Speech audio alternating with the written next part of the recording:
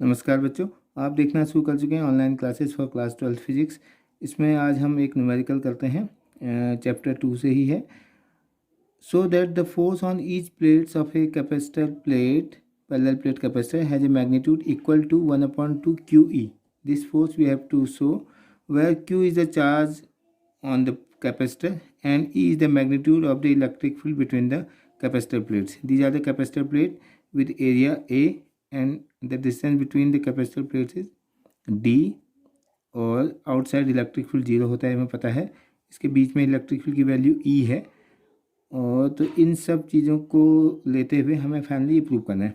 तो वर्क निकालने के लिए हम स्टार्ट करते हैं कि वर्क डन से स्टार्ट करते हैं। हमें पता है कि वर्क डन के अंदर ही वर्क छुपा हुआ, फोर्स छुपा हुआ है। तो let us say work done equal to W equal to F into D होता है, F इंटू एक्स बोल लो। इस फॉर्मूले को यूज़ करते हैं। देखते हैं कि इसके बीच में मान लो हमने इस प्लेट को थोड़ा सा डिस्प्लेस किया, x से डेल्टा x हमने इसको इधर को डिस्प्लेस कर दिया। एरिया वही है, बस हमने एक एरिया के प्लेट को D से थोड़ा सा और आगे वो डिस्प्लेस कर दिया मान लेते हैं। तो डेल्टा x डिस्प्लेस करने में कितना वर्क करना पड़ा? Let us suppose delta W equal to F, force उतना ही लगा, बहुत ही माइन्यूट होगा, डेल्टा x। एक क्वेश्चन तो ये है। और कैपेसिटर के टर्म्स में हमें पता है कि कैपेसिटर की कैपेसिटर की वो एनर्जी डेंसिटी होती है ना, तो एनर्जी डेंसिटी के टर्म में भी हम वर्क लिख सकते हैं, क्योंकि वर्क डन इक्वल टू क्या होगा? Work done equal to energy density into energy density into volume,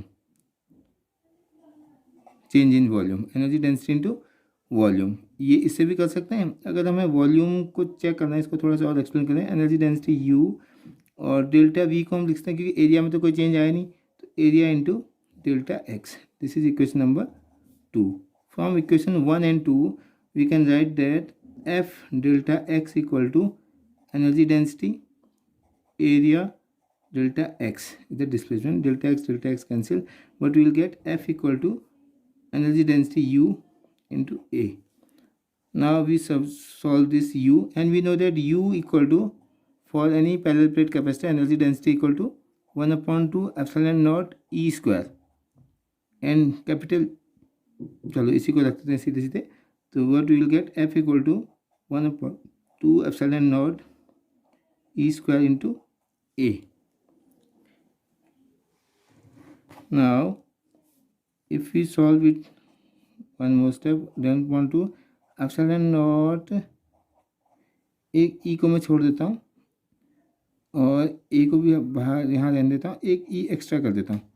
तो इस E को क्या लिख सकता हूँ? We know that E equal to V/D for the parallel plate capacitor, electric field between the two parallel plate equal to E equal to, in magnitude wise E equal to V/D. If you substitute then F equal to 1/2 epsilon naught E हमारा हो गया V/D।